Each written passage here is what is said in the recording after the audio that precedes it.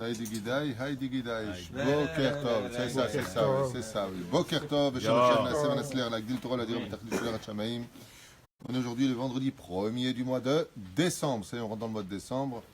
Et le 13 du mois de Kislev, Chaim Tovim, Shalom, Leilou, Nishmat, Kulin, Chamisha, Batmoyat, Kouka, l'Echpoa Shelema, de tous les malades d'Israël. Ou Bichlalam, Moratim Ekdosha, Bateora, Talia Batefret Miriam, Haya Bat Miriam, Yafa Bat Shemesh. Ziv Ben, Magui, juste un instant. Alors, on dédiera aussi pour la grande refoua shlema de Sarah Esther Bat Simcha. On fera une dédicace pour un grand Mazel Tov d'une bar mitzvah de Gabriel Ben Sarah. Bezrat Hashem, chez Iskel Igdol Trol Urpa Umasim Tovim. Amen. Gabriel, attache-toi aux mitzvot et aux bonnes actions de la Torah parce que c'est tout ce qui a de la valeur sur terre. Après tout avoir essayé, je te le dis, il n'y a que la Torah. Donc toi qui viens de faire ta bar mitzvah aujourd'hui, tu as un casier judiciaire vierge qui vient de démarrer. Tout ce que tu as fait avant, c'était pour tes parents. Maintenant, c'est à toi de jouer. Bezrat Hashem, 3 prières par jour, aimer chaque juif. Regarde des choses uniquement kadosh. Fais attention à ce que regardent tes yeux. Jette ton portable parce qu'il l'emmène directement au Guéinam. Vemaod. Qu'est-ce qu'on peut lui souhaiter à Gabriel? Que du bonheur. Un bon mariage chez Dieu à 18 ans, grand-père à 20 ans, arrière-grand-père à 22 ans. Yallah, faddal. Mec, il devient fou. Zéouzé, une grande refoua shlema, on avait dit pour tout le monde, je pense qu'on a oublié personne, sauf David Noah Ben Bevadaï, quoique grâce à Dieu, petit à petit, il va mieux. David Noah Ben. David Chaim. Ben Noah. Bah ouais, tu me dis David Noah. Non, c'est pas bon, c'est David Chaim Ben Noah. Vechoulé, Yehuda Ben Eliyahu Ayaka, qu'on n'oubliera pas, bien entendu. Et un grand Shabbat Shalom à tout le monde. On est dans la paracha, la semaine paracha de Vaishlach Malachim. Il a envoyé des anges. On est avec le Rabbi Lubavitch au début, puis après on partira dans un autre livre. Mawaïnian d'envoyer des malachim, on avait vu ensemble une paracha très riche, une fois de plus, remplie de commentaires, voir le midrash, les midrashim dans ce domaine qui sont très très nombreux. Aval, qu'est-ce qu'a vu Yaakov Be'etzem chez Esav pour lui envoyer des anges? Il voit, selon ce qu'on va voir avec le Rabbi Lubavitch, ce que Yitzhak a espéré. C'est-à-dire, on s'était tous posé la question à savoir comment se fait-il que Yitzhak était si aveugle, alors qu'il était aveugle. Mais à ce point-là, tu peux être aveugle de vouloir bénir un homme aussi infect que le personnage d'Esav, si immoral que lui. Et Yaakov espère que Béhémet, Yitzhak ne s'est pas trompé. Ça veut dire que l'espérance de Yitzhak a abouti. Bon, on irait Bamilim, Arshav, on va voir ensemble dans les mots comment le Rabbi explique ça. Ça vous intéresse? Oui. Oui. Alors bon, on irait bien. La Torah vient nous dire quelque chose, d'abord qui devrait réveiller chez nos réflexions. El Esav, Achiv. Alors, pourquoi tu dis que Esav c'est son frère? Dans le mot Achiv, quand on dit par exemple que deux personnes se lancent sur une mission, ou comme deux associés, on dit qu'on est comme deux frères dans une affaire. C'est là. Ça veut dire que le mot Achiv vient nous donner l'espoir de marcher ensemble. Comme deux frères ne peuvent pas divorcer de leur titre de frère, on peut ne plus se parler en tant que frère. Mais un frère, ça reste un frère. Le seul cas d'exception qu'on aura connu selon la Gemara, qui sera un frère qui ne sera plus du tout un frère, qui se détache, c'est le cas d'Esav et de Yaakov. C'est là. C'est-à-dire que Esav, d'ailleurs c'est pour ça qu'il se fait couper la tête à la fin de son histoire, pour dire que Béhémet, il a sectionné le raisonnement de la famille avec Israël, à cette époque-là. Mais si Yaakov espère, après ces 20 années d'absence, que Esav soit aussi un frère pour lui, c'est que si deux patriarches, soit Yitzhak et Yaakov, espèrent de Esav quelque chose, c'est qu'il y a peut-être quelque chose qui doit sortir de Esav. Alors je vous l'avais déjà expliqué, on va revenir d'ailleurs sur ce point-là dans les mots. Yesh li shor vachamor. J'ai un âne et j'ai un taureau. Qu'est-ce que ça veut dire? J'ai un âne et j'ai un taureau. Une des explications qui est donnée, c'est de faire comprendre que Israël sera accompagné jusqu'à la fin des temps d'un âne et d'un... Non, c'est pas là où je vais en arriver. Lui va parler de ça, le Rabbi Lubavitch, c'est évident. Dès que tu dis Rabbi, ça parle de Mashiach, même quand on voit des ânes et et des taureaux, ça parle de Mashiach, avec le rabbi, c'est évident. Aval, c'est pas péjoratif, hein, c'est plutôt vrai d'abord, parce qu'on parle réellement de ça, comme le dit Rachid d'ailleurs.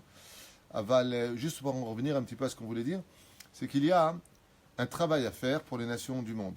Et c'est le chidouche du Rabbi Lubavitch, c'est que la Géoula, et ce contre toute attente, ne dépend pas que du peuple d'Israël. Et c'est pour ça que Yaakov Avinu est très embêté. Pourquoi il est très embêté? Parce que le Rabbi veut nous faire comprendre que Yaakov, à ce moment de cette paracha, Vaishlach, Ine Anochi Sholeach, vous découvrez le mot Sholeach, il envoie. C'est un mot qui vient résonner dans nos oreilles en disant ça y est, on est prêt. Yaakov est prêt pour la Géoula. Il veut savoir si le côté des nations du monde a été accompli. Est-ce que Esav a fait son travail? Zot Hashela chez Yaakov. Et pourquoi d'un fois il enverrait Dafka des Malachim, ça ne répond pas à la question. On va répondre à tout ça. Blin Eder. La première chose, ça veut dire quoi? Yeshli Shor ve Yeshli Chamor. Dans la Kabbale, on explique que le Shor, le taureau, vous savez que le taureau est un animal qui représente aussi bien les forces du bien que les forces du mal. Dans la Kabbale, le taureau, par exemple, l'ange démon qui dirige le Gehinam s'appelle Par. Par, c'est quoi en hébreu? C'est un taureau. C'est pour ça que très souvent les taureaux sont symboliques, même dans la chrétienté, de force du mal. Mais Shor, pourquoi aussi on dit que c'est le bien? Parce que dans le Shor, dans le taureau, se trouve aussi la cacheroute. C'est-à-dire que c'est un animal qui est cachère, qui est pur. Alors c'est un peu curieux que Édom, donc l'Occident, représenté par le taureau, soit un animal qui d'un côté représente le mal et de l'autre côté qui représente la pureté. Ishmaël, lui, est représenté par le Chamor. D'accord? C'est peut-être pas Minastam que Ahmed ou Mohamed, Dougma, quand tu l'écris, Mohamed, tu as les lettres du mot Hamor à l'intérieur. Parce que les sages nous disent que, je ne parle pas d'aujourd'hui, je parle avant même la création de l'islam dans les années 600 après l'ère vulgaire, 626, 627, peu importe. C'est Ishmaël, déjà à l'époque, il était considéré, comme c'est marqué dans la Bible, d'accord? Jvu lachem po'im achamor, et qui parle à Ishmaël, Eliezer. Jvu lachem po'im achamor, asseyez-vous avec l'âne, pour symboliser que, comme c'est marqué, que le Mashiach viendra sur le dos d'un âne, d'accord? Et yavo Mashiach rochev al chamor, la vanne, il viendra sur un âne blanc. De là, on apprendra que le Melech HaMashiach viendra sur la galoute d'Ishmaël. D'accord? C'est pas péjoratif quand on dit que nous sommes... eux, ils ressemblent à ça, lui, il ressemble à ça. Ce n'est pas de la moquerie, comprenez-le bien. C'est un état de fait. Et pourquoi cela? Parce que dans la symbolique des choses, vous allez comprendre tout de suite, eh bien, qu'est-ce qu'a apporté l'Orient face à l'Occident? Je ne parle pas des pogroms, des massacres, des Allahu Akbar et des explosions. On ne parle pas de ça. Qu'est-ce qu'a apporté réellement Tachles, comme l'enseignent des historiens musulmans? Je dis bien, je les ai entendus moi-même enseigner. Des gens pratiquants, ils reconnaissent eux-mêmes que le monde arabe, entre guillemets, n'a rien apporté à l'humanité, si ce n'est qu'une chose, et c'est vrai. Ils sont capables de construire. Ils sont capables de créer des maisons. Ils sont capables de porter. Ce qui est le chomer, exactement. Ils sont incapables d'apporter la matière, comme le pétrole. Ils ont ça en eux. Quand tu vois les pays musulmans comme le Koweït, le Qatar et autres, il se passe des choses qui sont magnifiques. Mais si vous observez bien, et ce n'est pas péjoratif, vous pouvez vérifier sur Internet si vous en avez envie, ceux qui viennent faire les plans de toute leur construction, c'est des Allemands, c'est des Européens, c'est des Américains. C'est pas eux. Eux, ils savent écouter et construire, comme l'âne qui sait être dirigé mais qui sait porter. Ce qui fait que la symbolique tachles de cet animal, c'est que c'est un animal qui porte, qui rend service, mais il a une chose, il n'est pas taor. Il n'est pas pur, c'est pas un animal qui a le sabot fendu. Ça, c'est considéré comme étant l'Orient. L'Occident, lui, par contre, c'est un animal qui représente, on a dit le taureau, d'un côté, les forces du mal, mais c'est un animal qui est pur. Ça veut dire qu'il y a une pureté, malgré tout, bizarrement, dans l'Occident. Et pourquoi? Eh bien, parce que l'Occident, comme l'histoire de la Grèce, entre autres, a apporté un bienfait à l'humanité, contrairement à l'Orient. Ça veut dire que Tachles, maintenant, si je vois, ne vous vexez pas pour autant, mais le côté arabe, si je peux appeler ça comme ça, donc les peuples arabes, Quels sont les prix Nobel? Quels sont les grands ingénieurs? Quels sont les grands musiciens? Quels sont? Nous, qui? Qui est sorti du lot? J'ai entendu ça de la bouche de professeurs d'université d'Afka musulmans. C'est même pas de moi, c'est lui qui a expliqué, il a donné des noms. Il a dit, mais on n'a pas eu chez nous des ténors, on n'a pas eu chez nous des... Et c'est vrai, mais par contre, dans les guerres ou dans certains détails de la vie, comme construire, comme porter des charges qui sont impressionnantes, oui, ça, ils savent faire. Vous savez? Et eux-mêmes te le disent, même à travers l'islam. Si tu regardes bien comment ils gèrent la religion, c'est la loi du Hamor. Tu fais pas, je te frappe. Vous savez? Tu dis à ta fille qui a 12 ans, tu lui parles pas, elle parle. C'est comme le Hamor, tu la frappes. Ça se passe pareil. Je ne veux pas juger cette religion, je ne veux pas parler de cette religion. Je veux expliquer à travers la Torah ce que la Torah nous explique par rapport à Yesh li shor yesh li Hamor. Qu'on se comprenne bien. Je ne viens pas critiquer ni l'un ni l'autre. J'ai pas de temps à perdre. À la limite, c'est pas là qu'est le problème. Ce que je veux simplement faire comprendre, de toute façon, avec 1 million de virus envoyés sur notre site par jour de vos pays, je peux me permettre de vous renvoyer la balle. Mais ce n'est pas du tout le but. Quoi qu'il advienne, ce que je veux faire comprendre, c'est qu'à travers cette religion-là, il n'y a pas eu de waouh qui est sorti. On n'a jamais eu un Einstein qui est sorti de là-bas. Pourquoi? Parce qu'ils sont placés dans le monde du Hamor. Donc c'est un animal qui n'est pas pur, c'est un animal qui porte. Et si vous avez remarqué, ce qui est très curieux, c'est que bizarrement, le judaïsme s'est plus attaché au monde d'une certaine façon, je dirais, arabe qu'occidental. De quelle façon? Si vous observez bien dans le Talmud, sur quoi voyageaient les Occidentaux? Sur des chevaux. Sur quoi voyageaient les Juifs? Certainement pas. Sur des Hamorim. Le Hamor d'Arbi Pinchas Ben Yair, entre autres. Et tous les autres Hamorim, Avraham Avinu. Dans la Torah, chaque fois qu'on voit un Juif chevaucher, il est toujours sur un Hamor. Les sages nous disent qu'à la fin des temps, Ishmaël, donc le monde musulman si vous préférez, fera tchouva. Il y aura une totale reconnaissance et soumission de l'islam face au judaïsme quand viendra le Messie. Qui vivra verra. Je ne vais pas rentrer dans la polémique. Je vais me faire insulter certainement. Pour qui tu te prends, espèce de sale juif, on va te défoncer. Ce n'est pas le but du cours. C'est simplement pour expliquer ce que nous explique la Torah. Et ce que dit la Torah, c'est vrai, quitte à vous en déplaire. À la fin des temps, Ishmaël fait teshuva. Et bien, il y aura une espèce de concordance entre les deux. Pourquoi? Pour continuer à construire en l'honneur d'Hachem dans le monde. L'Occident, par contre, lui, on a expliqué que d'un côté, il était représentatif du mal, mais de l'autre côté, ce qu'a apporté l'Occident, comme tous les pays européens, y compris la Russie, y compris les États-Unis, c'est une énorme avancée pour l'humanité. Ça veut dire que même encore aujourd'hui, on accepte très facilement d'aller se faire soigner chez des médecins européens. On a d'énormes prix Nobel, de très grands professeurs, des plus grands musiciens du monde sont reconnus dans le monde de l'Occident. Et c'est ce que nous dit Yaakov Avinu. Il dit, toi, ce que tu peux faire, Esav, pourquoi je m'adresse à toi et pas à Ishmaël? Il dit, parce que toi, tu peux être une énorme avancée dans l'histoire de l'humanité. Et cette avancée-là, c'est une avancée qu'on appelle Sadé. Si vous observez bien, par exemple, les pays européens, comme la France, sont des pays extrêmement beaux. Il faudrait être une énorme mauvaise foi pour reconnaître que les pays européens ne soient pas beaux. Le Danemark est magnifique, la Hollande, la Finlande, l'Irlande, ce sont des pays qui sont extrêmement beaux. Et vous le voyez au niveau historique. Si vous voyez bien, les pays qui sont dits orientaux n'ont pas évolué spécialement. Je ne parle pas des pays extrêmement riches où ils ont fait venir des occidentaux pour le construire, très bizarrement. Mais les pays eux-mêmes, qui sont restés des pays dans leur monde, vous allez en Iran, vous allez en Irak, ça n'a pas évolué. C'est toujours la même chose. Ça a un peu changé, c'est un peu plus haut. Mais il n'y a pas eu d'évolution. Parce qu'on ne permet pas à l'Occident de faire évoluer. Donc chacun a un tafkid. Le peuple d'Israël, jusqu'à ce moment-là, avait le tafkid de quoi? Le tafkid de dire le rôle à jouer de celui qui vient apporter la connaissance de comment connaître Hachem, c'est le peuple d'Israël. Il y a celui qui s'appelle l'homme des champs, c'est Esav. Donc lui, qu'est-ce qu'il est venu réparer? Le monde de la galoute, parce que nous sommes, nous en Israël, c'est notre tafkid. Et normalement, Esav devait s'occuper de la galoute, des champs. Le Seder.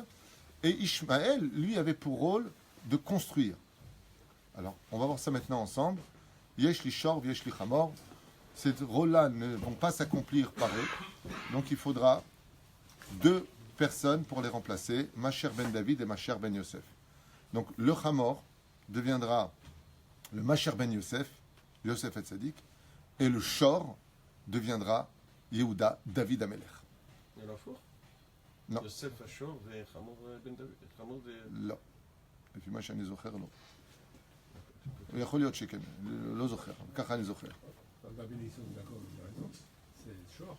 Non, שור זה יוסף. Ok, ודוד- ou le ודוד- contraire, ça me change rien. יש לי רק שאלה, les rois, à l'époque, ils avaient un péred. Et comment le péred, il rentre dans toute cette histoire ce ne sont pas toujours des ânes, de l'âne et du taureau, mais on savait bien que les rois, ils avaient un péred. Et personne même pouvait monter sur le péred du roi. Alors comment tout ça, dès qu'ils ont pris le C'est la péred... même famille, c'est le machin. Non, un péret, ça appartient plus au monde des ânes qu'au monde des chevaux. malgré tout.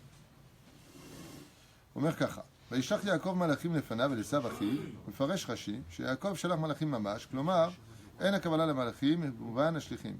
Alors qu'est-ce qu'il veut dire ici? Et là, malachim Aaron amitim. Qu'est-ce qu'il a envoyé? On a vu la semaine dernière, dans la paracha, que Yaakov a rencontré des anges et qu'ils se sont installés dans son camp. Ce sont ces mêmes anges qu'il a envoyés. C'est-à-dire que, et ce contre toute attente, ce sont les anges de la création du 2e jour qui ont été envoyés par Yaakov Avinu. C'est-à-dire, selon Rashi, Rashi nous donne dans son pérouche le sod. Comme on l'a déjà expliqué dans un cours, Malachim Mamash, ce sont vraiment des Malachim, et non pas des Malachim créés par les actions de l'homme. Comme le dit la Mishnah dans Masechet Avot, tout celui qui fait une bonne action crée un ange, et celui qui fait une mauvaise action crée un démon. D'accord? Comme ça nous dit un accusateur ou un défenseur. Ça c'est le chant de la Mishnah. Masheken Meod Me'anien, ce qui est très intéressant, c'est de voir qu'ici il s'agit d'anges de la création du monde, qui ont été créés quand? Le 2e jour. Le Zohar, par contre, lui apporte une autre Tana qui est très bizarre, contrairement à Rashi. Alors Rashi nous dit Malachim Mamash, des vrais anges. Vous savez que Rashi, c'est pas que du pshat, c'est aussi du sod. Mamash, c'est même Shin, c'est le nom des anges qu'il a envoyés, soit Michael, Malkiel, Shanankel. Ce sont donc les initiales de Mamash. Même Shin, Michael, Malkiel, Shanankel. Ce sont les noms des anges envoyés. Le Zohar nous dit une autre déa, une autre opinion qui dit qu'il a envoyé le Yetzeratov et le Yetzer Hara. Si on a le temps, on y arrivera. Pourquoi Dafka, le Zohar nous apprend qu'il lui a envoyé le Yetzeratov et le Yetzer Hara, les 2 anges dont on parle. Là, qui disent qu'il a envoyé beaucoup plus d'anges, peu importe. Adavar Yuzbar Alpi Biur Shel Torah Chassidut, Al Mauta Pnimit Shel Shlichut Zo. Donc il dit le Rabbi Lubavitch, selon le Tam de la Chassidut, la Chassidut si vous préférez, on voit pourquoi ici il y a une notion d'envoyer des shlichim, des envoyés. Yaakov Avinu Yada Shetachlit Abriya, il a appris de Tatov Minara. Il savait très bien que le but de ce monde depuis la faute originelle était de séparer le bien du mal. D'accord? Et que le but de ce monde, pourquoi est-ce qu'on n'a toujours pas la Géoula qui tient sur un fil aujourd'hui? C'est parce que nous devions récupérer, malheureusement, dans la poussière de la galoute et l'histoire du bien et du mal, toutes les nitzotzot, toutes les étincelles de vie qui sont tombées dans la faute originelle, qui était le but du pourquoi on attend la Géoula. Tant que ce n'est pas fait, il n'y a pas de Géoula. Tant El Mekoram Haïloki, le Kach Alach le Haran, il le dit ici, et c'est pour ça que Yaakov est descendu à Haran. Pourquoi? Comme on l'a déjà expliqué, dit le Rabbi, pour libérer toutes les nitzotzot qui étaient tombées dans le troupeau de Lavan. C'était la raison essentielle. Il a épousé 2 sœurs et les 2 demi-sœurs. C'est pour savoir que selon certains, comme le Malbim, certains Parchanim, les servantes étaient les demi-sœurs de Rachel et Léa. D'accord? Elles venaient de 2 pilégesh, c'est-à-dire de 2 concubines. Lavan n'avait pas qu'une seule femme, il en avait même beaucoup. Et donc il a eu, avec une femme, 2 filles, Rachel et Léa, et avec une concubine, il a eu Zilpa, et l'autre concubine, il a eu Bila. D'accord? Il donnera Bila à Rachel et Zilpa à Léa. Donc, qu'est-ce que fait Yaakov? Il vient à Haran, l'endroit de la colère. Et pourquoi l'endroit de la colère? Parce que la majeure partie des nitzotzot les plus pures sont tombées à Haran. Et de qui est-ce qu'on parle? Des nitzotzot des âmes juives sont tombées dans le pays de Haran. Et ils sont tombés de Imkea Klippa, dans la profondeur de la Klippa. Ou dans la terre même de Haran, qui a été consommée le minéral par l'herbe. L'herbe a été consommée par Yaakov, par ses troupeaux. Donc Yaakov, on avait expliqué la dernière fois, plaçait ses troupeaux à l'endroit où il fallait manger les herbes pour que dans les troupeaux se trouvent les âmes du peuple d'Israël et des troupeaux, par la suite, vont s'élever à l'état d'homme. Donc il y a une notion, quand on dit que bizarrement on vient d'un monde bizarre, les juifs, c'est vrai qu'on vient de monde du plus bas au plus haut. Et pourquoi ? Parce qu'on est parti chercher dans le minéral, le végétal, l'animal et l'homme. Grâce aux bénédictions que nous prononçons aujourd'hui sur les fruits, sur les liquides, sur la nourriture, nous n'avons plus besoin de passer par toutes ces étapes. La bénédiction fera le travail pour nous. D'où l'importance pour un juif de faire ses bénédictions. Sinon, il peut se réincarner en minéral, végétal, animal ou homme. C'est bien. Ugam yada chez Bavodato Bilvad, et non respectet que de la sik tachlidzo. Et il savait que, étant donné que dans les champs, Yaakov ne pouvait pas y rester parce que c'est l'homme des tentes, c'est l'homme des yeshivot, il savait que dans les champs, ce n'est pas son domaine. Chacun a un domaine. Qui est l'homme des champs dans la Torah ? Esav, Ish Sadeh. C'est l'homme des champs, c'est marqué noir sur blanc. Tandis qu'Yaakov est défini comme étant l'homme des temps. Donc il dit qu'il était évident que Esav, quand Dieu l'a envoyé sur terre, il devait venir avec une force différente de celle d'Esav, celle de la chutzpah, celle de l'effronterie, parce que pour affronter les clipotes qui sont dans les champs, il faut être quelqu'un d'effronté. C'est comme si que je vais me placer à la rue Blondel à Paris pour mettre les tefilines aux gens.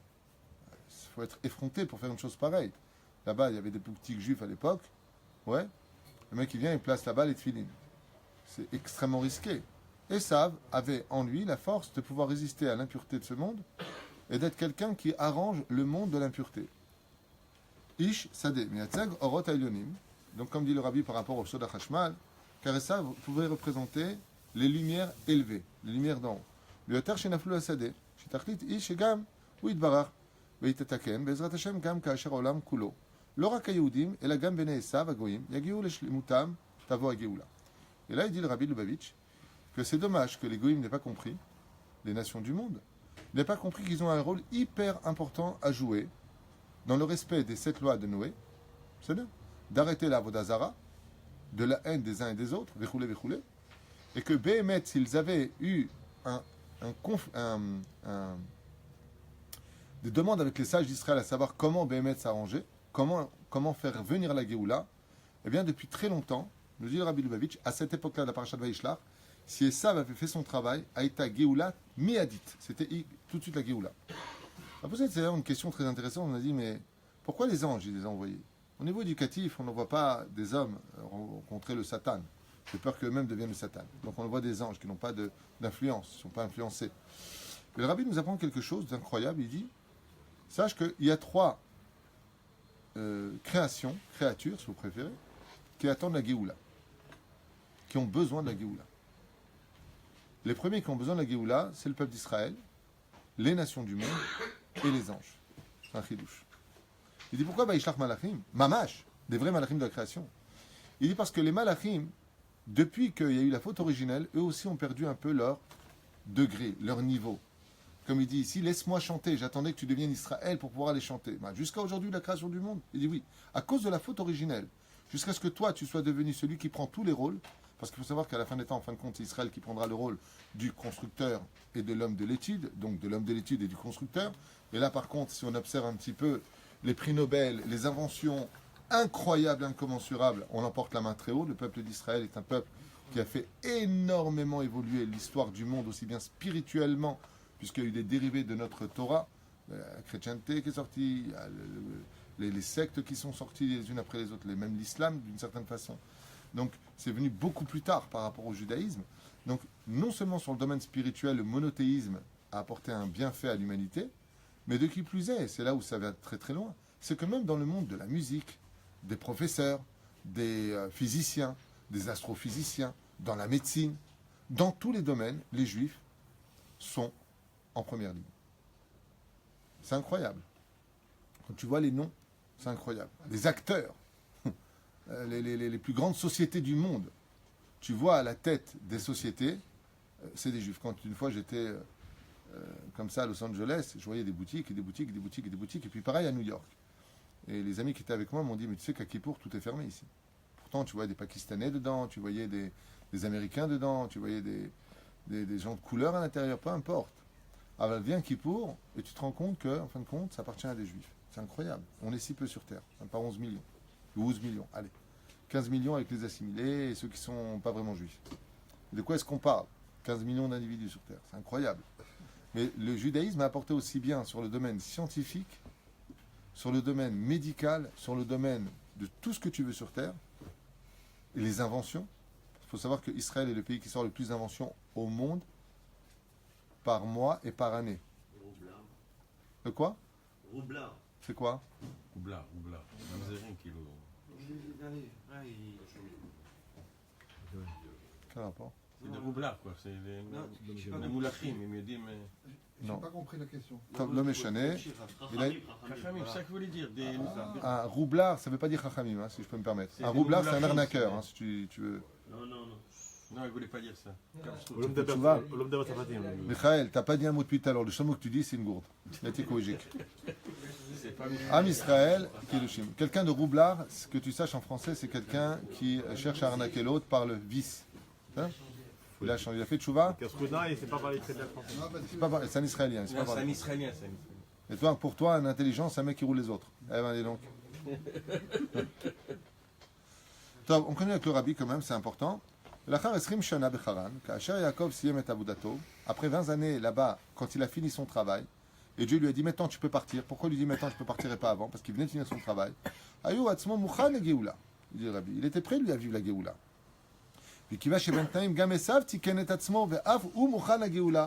Il espérait que Esav lui aussi avait réparé ce qu'il se devait d'être et que lui aussi attendait la Géoula impatiemment, c'est-à-dire une complicité entre Israël et l'Occident. Et on voit encore aujourd'hui à la télévision ou dans les informations cette recherche de complicité que Israël recherche avec les nations du monde, avec les pays africains, avec la France, avec tous les pays d'Europe comme l'Angleterre. Israël, malgré tout le mal que nous ont fait tous ces pays-là, qui nous ont vendus facilement, qui nous ont empêchés de créer notre pays, sauf en 1948 où il y a eu un éveil à une possible, je dis bien, Géoula, eh bien, et qui a tout de suite été, bien entendu, remise en question. Mais qu'est-ce qui nous est arrivé? Allons, on va pas donner un pays à ces juifs. Ce qui est incroyable, c'est pourquoi, Béhémet, on a eu besoin de la permission des nations du monde pour exister en tant que pays. Israël a un Dieu et on n'a pas écouté les autres. Parce que justement, il faut qu'il y ait une complicité, pas assimilatoire, ni de mariage, il faut qu'il y ait une complicité entre les nations du monde et Israël pour apporter la Géoula, parce qu'on a besoin de le faire. Si eux ne veulent pas le faire, nous le ferons tout seuls. Et c'est ce qui va se passer ici, c'est ce qui va nous expliquer.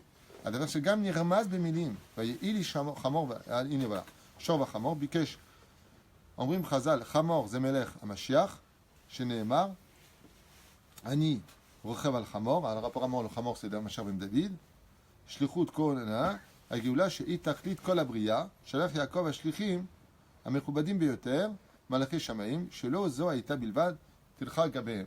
Il dit pourquoi Dafka il a envoyé des anges, Rabbi il dit parce que étant donné qu'il était persuadé que Esav avait peut-être l'opportunité d'être son frère, aller vers mon frère Esav, le rachat, mais peut-être aussi mon frère, il dit, il lui a envoyé des anges pour dire qu'il a envoyé ce qu'il y avait de plus noble, explique le Rabbi.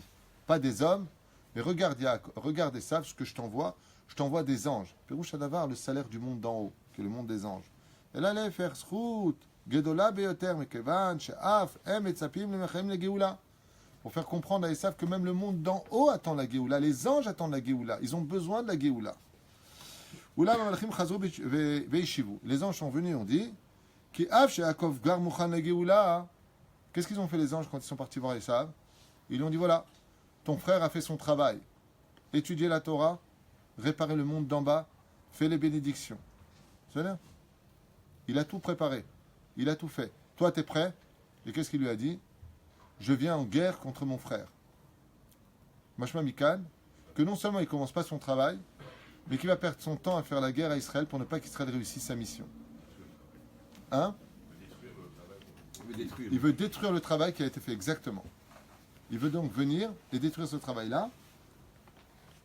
Av ki Yaakov gvar mukhan la-geoula, are Esav terem nitbarer, banu al achicha. Hem omrim lo nitbarer shebanu al Esav. Et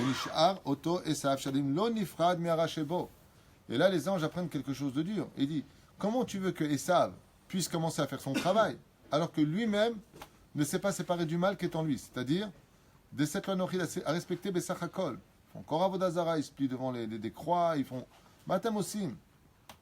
ולכן אומר, ואז מבין יעקב שהדרך של הגאולה תהיה עוד ארוכה. Et c'est pour ça qu'Yaakov dit à Esav, c'est pas la peine de marcher avec moi. Qu'est-ce qu'il lui propose, Esav? Il lui dit, dans la Torah, viens, on marche ensemble. Il dit, laisse tomber, les enfants sont rakim, les enfants peuvent être assimilés par ta culture, s'habiller avec des jeans troués, déchirés, et même aujourd'hui pour les femmes religieuses, des jupes déchirées. Shem Ishman, je ne sais pas où est-ce qu'on va sur la vérité avec la mode, mais... non, je sais que tu ne mets pas de jupe, David, mais... Non, mais c'est Kafsrout, il déchire pour le... non, Aval Behemet. C'est parce qu'il y a une bête Migdash, alors il déchire. Ah, c'est ça. Les religieuses qui mettent des jupes déchirées, c'est parce qu'il n'y a pas de bête Migdash, elles déchirent les habits. Taras. Oh, merde. Ouais, les casse-croûtes. Ouais. Vanit, analti leiti. Et qu'est-ce qu'il dit? Alors, Esav lui dit, viens, on marche ensemble. Qu'est-ce que veut Esav? Il veut tout simplement faire rater la mission de Yaakov. Et ici, les sages nous disent que Yaakov, qu'est-ce qu'il lui répond? Laisse tomber. Il faudra donc que je marche doucement. Il fait allusion jusqu'à arriver à la fin des temps, soit 6000 ans d'histoire. Il lui dit pour faire ton travail. Moi, j'ai fait le mien. Mais étant donné qu'il va falloir rentrer dans ton travail, ça veut dire quoi rentrer dans son travail? Explique le rabbi quelque chose de nifla. Il dit, écoutez bien comme c'est beau. Le rabbi explique et il dit plus tard, il dit que normalement Israël aurait dû vivre dans son pays, le pays d'Israël. Et Esav, lui, devait vivre dans la Galoute. C'était son territoire. Sadé veut dire les champs. Mais quels champs? Alors, Seir, on parle du champ de Seir, c'est évident, la montagne de Seir, plus exactement. Aval Zaolam, Shel Galoute. Et qu'est-ce que lui dit Yaakov? Il vient de comprendre que maintenant, lui devra aller dans la Galoute. 2000 ans de Galoute. C'est ce que vient de comprendre Yaakov. Il dit maintenant, nous, on va être obligés d'aller où? Jusqu'en Sibérie, aux États-Unis, en Australie, dans tous les pays du monde, dans les pays asiatiques. Il dit, mais pourquoi? Il dit, parce que maintenant, nous, on doit aller dans les champs récupérer toutes les nitzotzot, toutes les étincelles qui sont tombées depuis la connaissance du bien et du mal, pour les récupérer et les ramener ensuite en Eretz Israël, où Dieu fera un miracle, de ramener tous les Juifs à la fin des temps, Be'eretz Israël, la Hatid Lavo, avec toutes les nitzotzot, pour qu'il y ait la Géoula. Zé la Hatid Lavo. C'est-à-dire aujourd'hui, puisque déjà, on est déjà revenu sur notre terre, et on voit que grâce à Dieu, Israël, en 70 ans d'existence, est un pays des plus modernes. On possède des appareils les plus modernes. On a une armée qui ne manque de aucun modernisme. On est en avance, grâce à Dieu, sur pratiquement tout. Mais c'est les Goïms qui ont... Non, les Nitzotzot sont tombés dans la faute originelle de l'arbre de la connaissance du bien et du mal. C'est ça? Kolza Aya Az, regarde juste, je finis avec ta permission. Et maintenant que le peuple d'Israël, pendant toutes ces décennies, pendant ces 2000 ans à travers la Galoute, a ramassé toutes ces Nitzotzot, Beprat, Betkufat à Galoute, particulièrement pendant la Galoute, c'est ce que dit la Gemara dans le Psachim. C'est vrai qu'on a été puni parce qu'on a fait Avodazara, on a été jeté en Galoute. Il dit, mais en réalité, le but de la Galoute, que chaque Juif a été placé pour ça, celui-là il va à Paris, celui-là il va à Tunis, celui-là il va au Maroc, celui-là il va en Algérie, celui-là il va. Il dit pourquoi? C'est très simple.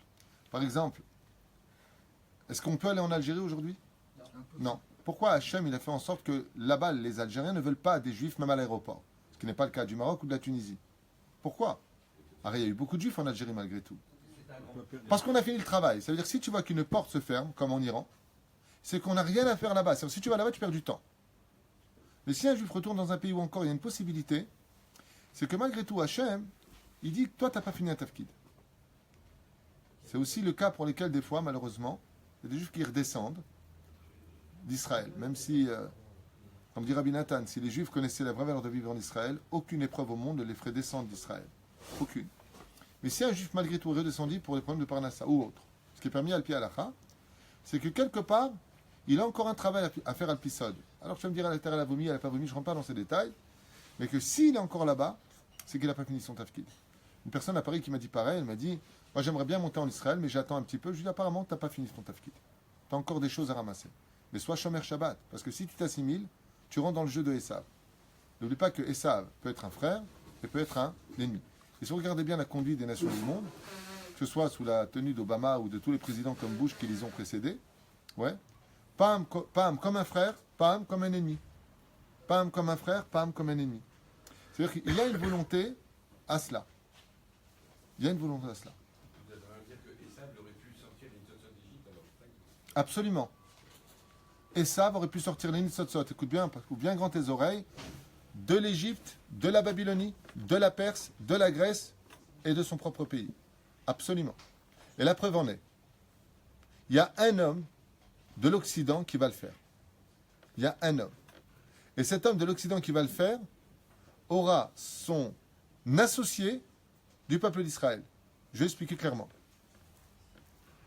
Il y a un Nitzotz, Rabbi Yehuda. juste un instant. Il y a un Nitzotz de, comme on dit ici, mon frère. Vous vous rappelez ce qu'il dit ici, Rashi? Il a eu peur de le tuer à cause de deux personnages, Antonin et Rabbi Meir. Rabbi Meir Balanes, qui sont qui? Qui sont des Nitzotzot de Esav. Qu'est-ce qu'a fait Antonin? Antonin était empereur de Rome. On ne parle pas de n'importe qui. Antonin est le seul goy de l'histoire à avoir compris à un degré plus élevé que tous les autres avec Yitro la valeur du judaïsme et la valeur du peuple d'Israël. Et la Gemara nous raconte des choses incroyables. Il venait étudier en secret. D'ailleurs, je fais une grande parenthèse. Vous verrez que quand vous avez des goïms qui aiment le peuple d'Israël, ils creusent sous la terre des tunnels. Ils n'ont pas besoin de publicité. La Gemara, ce n'est pas un livre d'histoire de Tintin et Milou.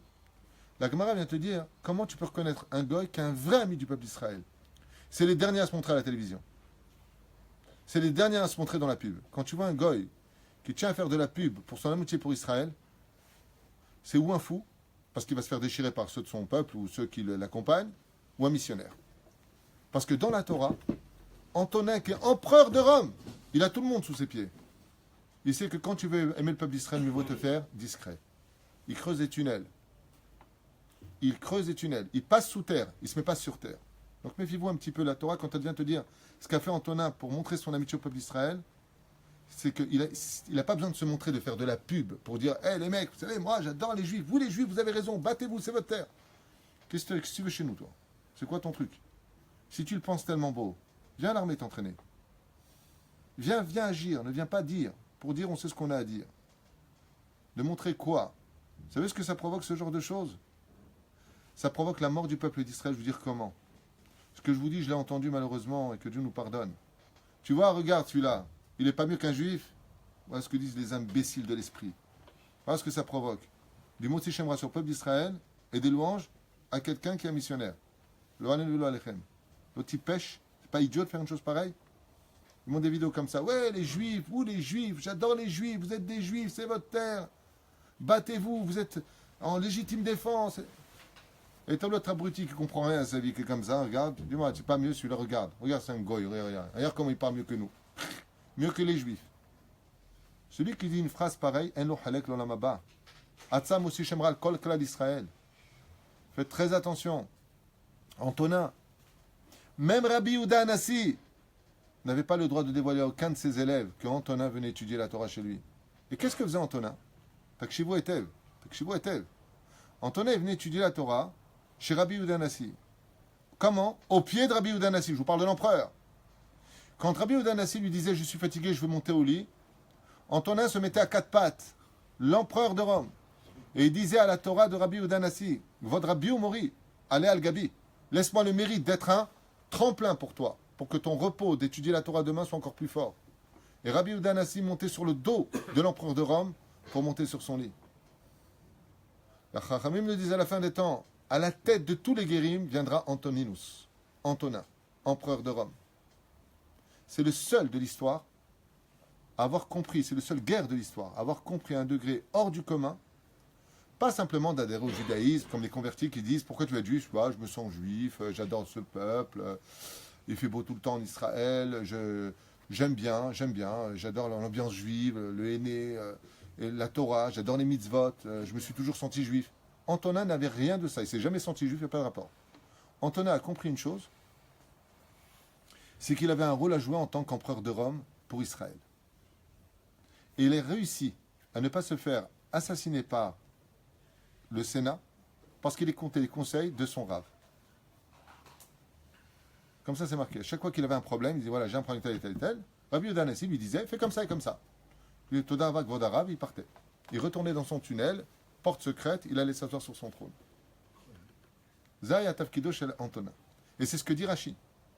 Rashi, il dit, pourquoi il avait peur de le tuer? Il dit, parce que Esav, il ne va pas faire ce tafkid. Mais il y en a un autre qui va faire ce tafkid. Il y en a un autre qui va faire ce que Esav aurait dû faire. C'est Antoninus. Donc si tu es Antoninus, il perd l'espoir. Mais ça veut dire que quoi? Quelque part, que l'Occident a une chance. L'Occident peut arriver à un éveil du jour au lendemain à la reconnaissance d'Israël. Mais pour ça, Dieu il a tellement d'humour qu'il est trop fort. Pour que tu comprennes une situation, il faut que tu te mettes à sa place. Étant donné que depuis qu'on est revenu sur notre terre après 2000 ans d'absence, ouais, et qu'on a trouvé des squatteurs, ils adorent squatter. Dès que tu pars en vacances, ils te squattent la maison. Après, ils te disent c'est à eux. Mais on est revenu sur notre terre, incroyable. Eh bien, qu'est-ce que font maintenant les nations du monde? Ils subissent de plus en plus ce que nous, on est en train de subir. Ça veut dire que Hachem, qu'est-ce qu'il a fait? Il dit, puisque vous ne voulez pas comprendre votre rôle, vous, l'Occident, je vais vous amener chez vous le problème de l'Orient. Et vous allez le subir. Colonisation. Et c'est exactement ce qui se passe aujourd'hui. Mais ce n'est pas fini. C'est le début. Alors nous, maintenant, nous devenons les spectateurs de Gaza en France. C'est très marrant. C'est dommage, parce que ça aurait pu être évité. Mais il y a une volonté aujourd'hui où même la police n'a pas le droit de pénétrer. On ne court plus après eux, on a peur d'eux, et on a peur d'eux à un très haut degré, qui brûlent la France, qui brûlent l'Europe, et c'est eux qui font la loi. Pourquoi? Pour faire montrer à Israël, comme j'étais en train de constater la dernière fois, quel peuple moraliste nous sommes, quel peuple de morale extraordinaire nous sommes. Vous avez remarqué que toutes les rues sont marquées en arabe et en hébreu, et en anglais. Mais vous allez dans les territoires occupés, chez les Arabes, qui sont des territoires occupés, bien entendu, et non pas des territoires occupés chez nous. Chez nous, c'est des territoires libérés. Chez eux, il n'y a pas une seule écriture en hébreu. Pourquoi ils ne rendent pas la monnaie de la pièce? Quand tu viens chez nous, toi, de Gaza, dans nos rues, tu as marqué en lettres arabes dans quelle rue tu te trouvais. Pourquoi toi, tu ne l'as pas en retour? Qui est le plus moral? Qui a le plus d'amour l'un pour l'autre? Qui veut plus la paix? Tu t'es jamais posé la question? Mais enfin bon, quand on veut être aveugle, il n'y a pas plus aveugle que celui qui ne veut pas voir. Dans toutes les rues de Jenin, tout le Karem, Hebron, Gaza, j'allais dire Mulhouse,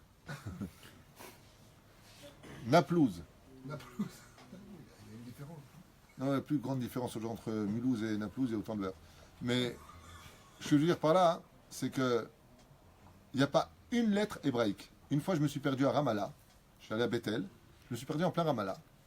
Et je dis, bon, je vais retrouver la rue principale. Et je regarde et tout est marqué en arabe. J'en ai voulu au peuple d'Israël en disant, mais t'as pas compris que le Hamor ne comprend qu'avec des coups? Tu comprends pas ça? Pourquoi est-ce que tu fais des rues marquées en arabe? Et quand ils viennent chez nous, ils trouvent tout en arabe. Pourquoi tu fais pas? Parce que, Bezrat Hashem, il n'y a pas plus fort au monde que celui qui dit à l'autre, qu'est-ce que tu peux me reprocher? Je ne me rappelle pas qu'en Tunisie, pour tous les juifs qui vivaient à l'avenue de Paris, par exemple, ils aient marqué là-bas en hébreu, les rues. C'est marqué en arabe. Habibi, t'es chez nous. Tu veux comprendre la langue, t'as qu'à parler notre langue. Zéperoucha là-bas. La vérité fait mal, mais tout ce que je dis, ce sont des faits réels. Ce n'est pas des insultes, ni des jugements appropriés à une haine quelconque. Ce que je dis, vous pouvez le vérifier. Si un mur est blanc, il est blanc. S'il est noir, il est noir. Ce que je dis sont des faits réels. C'est là. Gam Torah Hasidut Sheit Achana la Geoula. Il dit où est-ce qu'on voit maintenant qu'on a fini le Tachlit? Le but, il dit tout simplement, depuis que la Torah de la Chassidut est sortie, on sait maintenant, Behemet, que les nations du monde, eux aussi, doivent arriver à l'apogée finale. Parce que c'est vrai que la Chassidut, non seulement elle rapproche le cœur des Juifs vers Hachem, mais elle rapproche aussi le cœur des Goïm vers le peuple d'Israël. Comme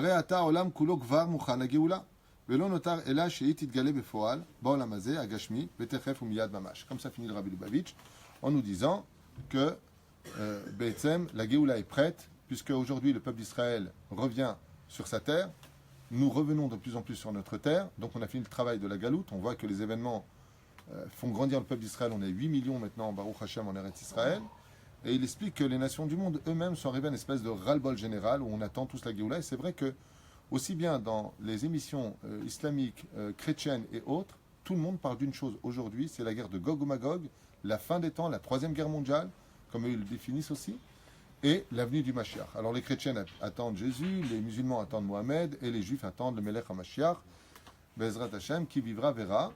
Il est évident que pour nous, il s'agit ici du Melech HaMashiach, comme on pourra le constater d'ici très très très peu de temps. Je vais quitter le Rabbi Lubavitch, même s'il y avait autre chose à dire ici, pour entrer dans une autre dimension de l'étude. À propos du Yetzer Tov et Yetzer Hara, selon le Zohar HaKadosh, puisqu'on nous dit que Yaakov a envoyé le Yetzer Tov et le Yetzer Hara. Et la fin mode manienne de constater ce qu'on va étudier ici.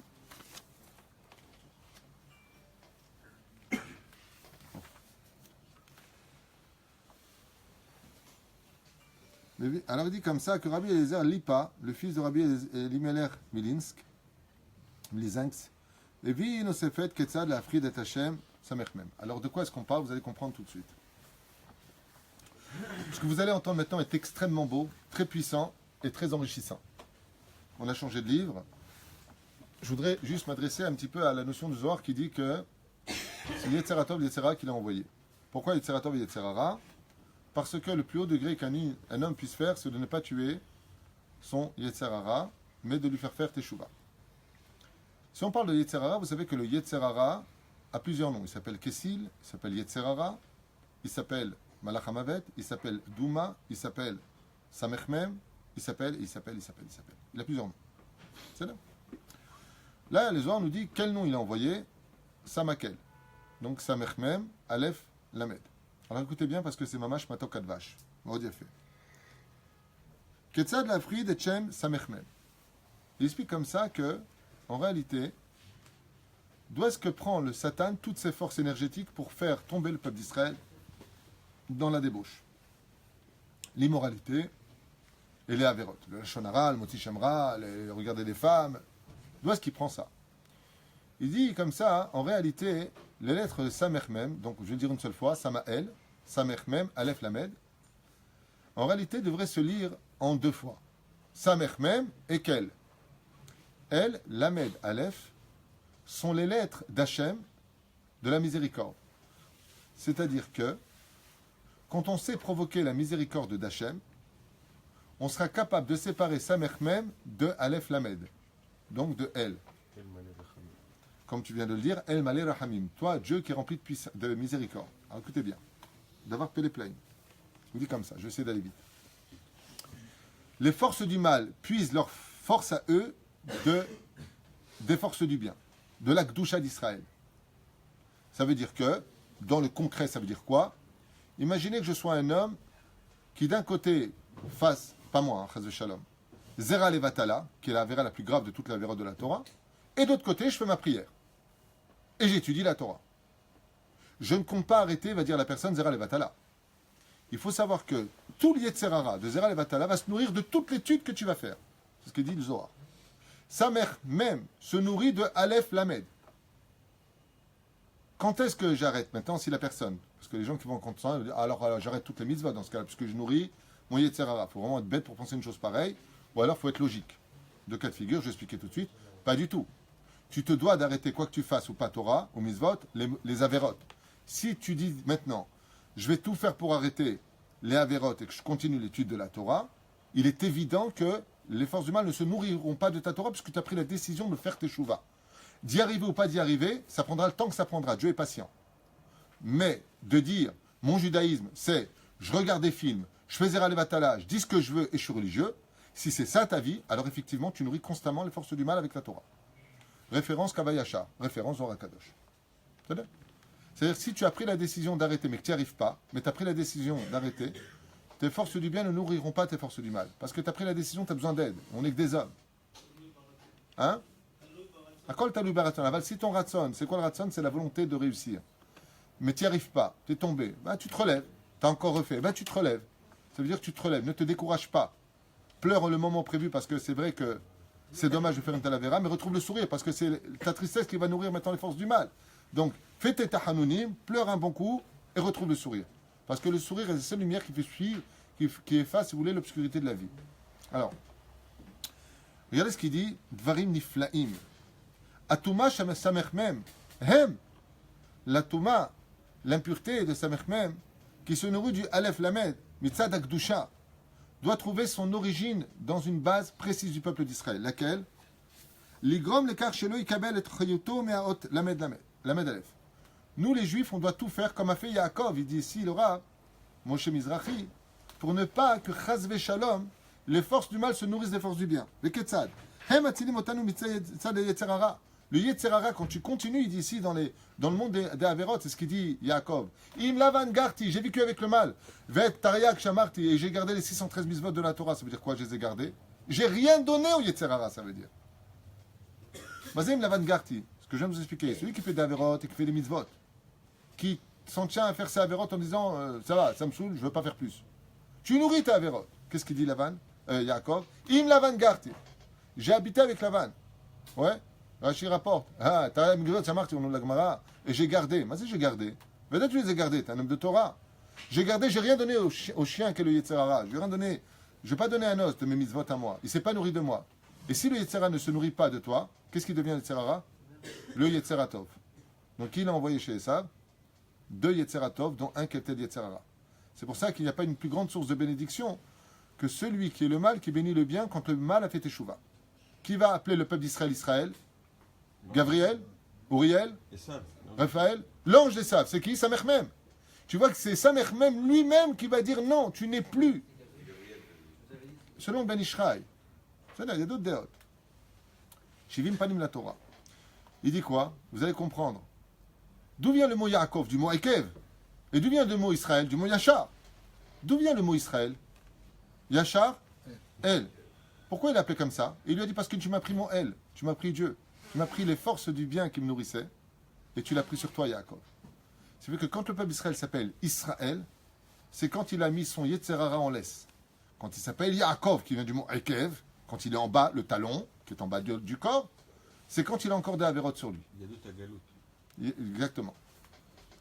Maintenant, vous allez tomber dans des super hidushim et écoutez ce qu'il dit. Magnifique. Interkoach la'azik lanu. Masbir zot azohar HaKadosh. Arav HaKadosh, slicha Rabbi Eliezer Lipa, autant pour moi. Shekasher yesh be'am Israël ardut gdola. Comment est-ce que nous, aujourd'hui, en tant que peuple, explique le Rav, on peut arriver à séparer les forces du mal des forces du bien pour que le mal ne se nourrisse pas. S'il ne se nourrit pas, il meurt. C'est comme si il a fait le charvoul au niveau de l'estomac, il maigrit. Il dit comme ça, Azmida keneged mida, Amem, shel samech mem, shei ptucha. Samech mem, comment ça s'écrit? Samech mem, est-ce qu'il est ouvert ou est-ce qu'il est fermé le même? Il est ouvert. Puisque si c'est ouvert, c'est qu'il y a encore des lettres derrière, dans le langage hébraïque. Samech mem, Aleph, Lamed. Donc c'est ouvert. Il dit, ofechet les quoi? Si tu les sépares, ça devient quoi? Un même sophite. Donc ça devient Sam. Sam Haïm, Sam Amavet. Ça veut dire que maintenant que tu lui as fermé la bouche, le Yetzer Hara, il ne peut plus t'embêter. Ça devient Samech Mem. Mais plus Samech Mem, Aleph Lamed. C'est pour ça qu'il ne faut jamais prononcer son nom en disant Sama 1. Pourquoi? Tu le nourris. Et regardez comment ce qu'il dit. Donc qu'est-ce qui est devenu le El si tu l'as séparé de Samech Mem? Ça devient Yachar, El, Otchot, Israël. D'où vient notre nom à nous? Israël, quand on est capable de les reprendre des forces du mal. On quitte le mal. Comment est-ce qu'on peut arriver à l'échelle nationale? Ardout.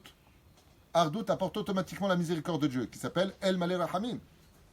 La reine, il dit Sofit Tivot, Shegam Hem, Sofit I Ot Zgura, ou Zgura be Ardout Gdola. Et pourquoi ça fait taire le Yetzer Hara quand on vit dans la Ardout? Il dit ici, parce qu'il ne peut plus ouvrir la bouche. Chez Kemiksha Achat, Kedelirmaz al Ardout Israël. Pour expliquer le Satan, quand il voit le peuple qui vit dans l'Ardout, il ne peut pas faire d'accusation contre lui. Kevan Shekar Otmem, Ofechet le même Sofit, ou Mitralek Shemo Shale Yetzer Hara, les Sam Kel. Et qu'est-ce que devient donc le Yetzer Hara? Samech Mem Sofit. Donc Sam en hébreu veut dire.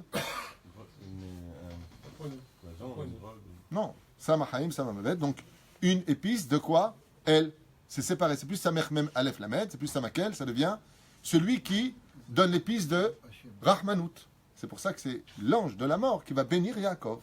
Il devient une épice positive et non pas une épice négative. Écoutez la suite. Le Yetzer Hara se retrouve dépendant maintenant de l'homme et obéit à l'homme. et la force de Kedusha qui nous hérissait, le Yetzer Hara, se finit. Velo Egia Elav, Veo Nofel Mikpeger, Met, Belishum Hayut. Le Yetzer Hara est considéré comme mort, n'ayant plus de vie, il est obligé d'obéir au doigt et à l'œil à son maître, au juif qu'il a dirigé. C'est le cas de Yaakov Avinu. Maintenant, il dit c'est pour ça que tout le combat du juif, c'est le même ouvert et le même fermé. Toute notre vie démarra par cela. Fermer le même du Yetzer Hara. Regardez.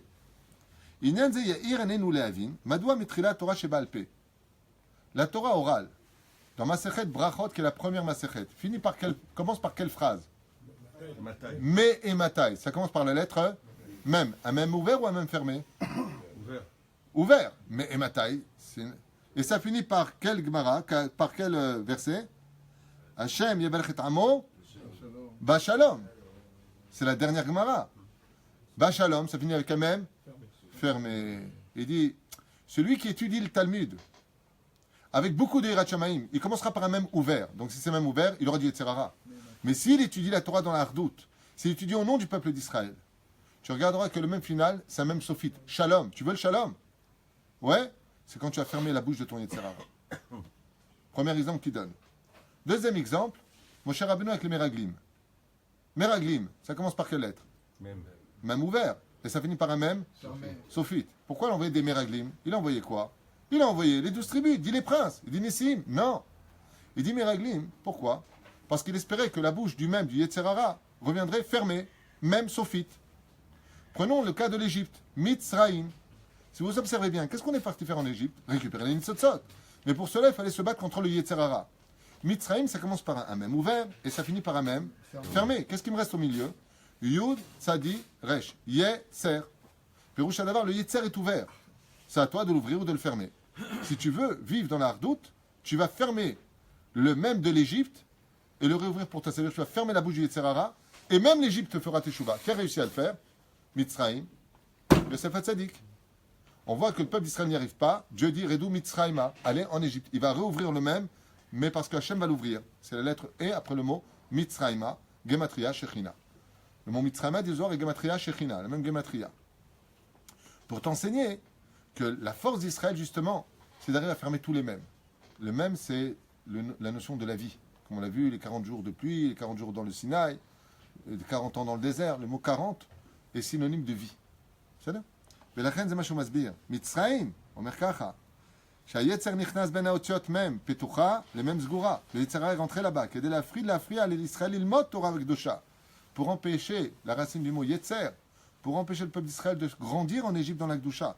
Et comme il y a la Mitzraïm, sheyesh mitocham yetzer. Et donc qu'est-ce qu'on a dû faire nous? L'isgor auto. Quand on est sorti d'Égypte, on a fermé l'Égypte. Comme ils ont dit, mais Mitzraïm sgura alechem.